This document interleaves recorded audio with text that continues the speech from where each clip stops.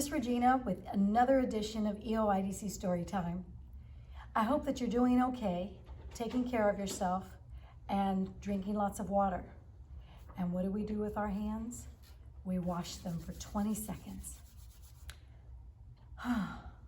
Now, I want to give myself and give you instruction on a virtual hug.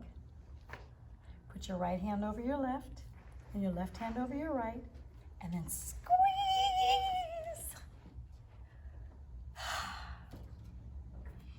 That makes me feel so good. So, are we ready to get started? I want you to read along. So today's book is The Ebony Duckling. It's retold and illustrated by Fred Crump, Jr. The Ebony Duckling is also retold from the Hans Christian Andersen story. At the edge of a pond in a farmyard, a mother duck sat on her nest. Many days passed, and then at last one day came the sound of cracking eggshells and little peeps. A shell cracked open, and there sat a cute, fuzzy little golden duckling. Quack, it said. Then a second little duckling popped out of its shell. Quack, it said. Handsome children, said the father duck, fluffing up his chest feathers. And there's your picture of two beautiful baby ducks. The third egg took a little longer, but at last it cracked open, and there sat an ebony, raggedy-looking little fellow. Honk, he said. Oh my, said Mother Duck. Oh no, said Father Duck. I think maybe a turkey egg got in our nest by mistake. That is too different to be a duck. Now, although he was brand new, the Ebony Duckling could tell that this was not a good beginning. Maybe a big crow, mumbled Father Duck, or a penguin. He waddled off, quacking to himself. Time for a swim, said Mother Duck. All three of you into the water. And there's the picture of one surprise. The Ebony Duckling loved the water. He paddled and splashed and swam in circles and tried to impress the Mother Duck, but she ignored him and gave all her attention to the other two ducklings. Go find another mother, said one little duck. Go live with the turkey, said the other little duck. They nagged and splashed and squirted water on him until he climbed out of the pond. The Ebony Duckling wandered off into the farmyard. He saw a mother goose with two little goslings. Goslings? Say, he said to the goose, I don't guess you would maybe like to have an extra leftover kid. You, said the goose? Oh my, no. My family is large enough. Please go away. So the Ebony Duckling sadly trudged on. Because he was looking down at his floppy feet, he bumped into a big turkey. Watch where you're going, little twerp, squawked the turkey. Sorry, sir, said the Ebony Duckling. Say, do you need a new kid? Am I maybe a turkey? Listen, son, be thankful you are not a turkey, he said. We don't last long around the farm. Every holiday, one of us just disappears. Take my advice and go live in the woods.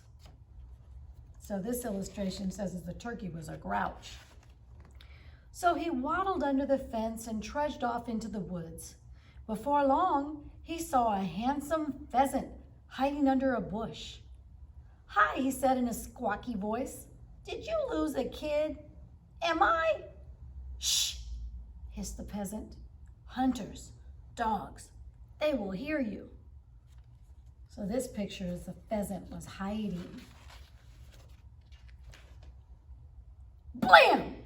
Went a shotgun, and a load of a buckshot barely missed the pheasant. I'm out of here, he said, and flapped off deeper into the bushes. Well, said the Ebony Duckling, I guess I do not want to be that kind of bird. Suddenly he heard something crashing through the weeds. It was coming right toward him.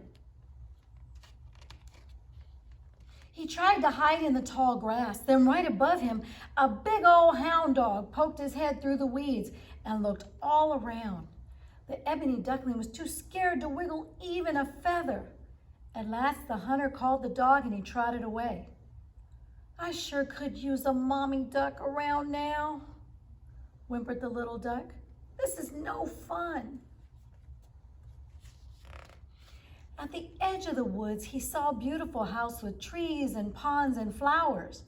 When he looked through the gate, he could see all kinds of colorful birds. We do not allow beggars around here, so be off, screeched a peacock. But I need somewhere to live, said the ebony duckling. Surely there's a room for me in this big place? No, said the peacock. The master of this mansion only keeps the most beautiful birds. You don't qualify, runt, so scram. I'm going, said the little duck. I guess I would not like living here anyway. So the peacock told him to go away. The ebony duckling wandered back into the woods. He got hooted at by an owl, burped at by a bullfrog, and chased by a fox. He ran lickety-split into a hollow log, and the fox tried to crawl in after him. Oh, this picture said he's looking for a place to hide. But the fox could only get his head in, so after a while he went off to chase something else. I don't think I'm having fun yet, said the little duck. Well, I only have one place left to go. So he went back to the pond to his old nest. He gathered up the pieces of his eggshell. Then he tried to put it all together so he could crawl back in. But it just didn't work. The shell kept falling apart. Then a kind voice said, "Hello, little swan. Are you having trouble?" The ebony duckling looked up to see an elegant bird with a long, graceful neck and welcoming wings. "Swan," he said. "Me? Is this a joke?" The mother swam and put a comforting wing around him. "It is no joke. If you are alone, you can be another one of my children. Meet your new brother and sister." And 2 baby swans gave him a warm welcome greeting. Then the new swan family took a gliding swim around the pond. The little swan knew he was no longer a lonely duckling. "Now I'm having fun," he said. He nodded his head politely at his old duck family. They felt a little foolish not to have recognized this young prince among them. "But why am I ebony?" he asked his new mother. "Ebony swans are precious and rare," she said. "When you grow up, you will be the most beautiful bird on the farm."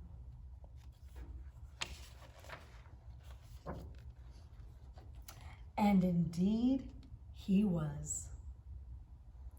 The end. So just remember, ebony swans are precious and rare. And I would say the same is true about you. So until the next time, it's Miss Regina with EOYDC Storytime, wishing you safety and health and love.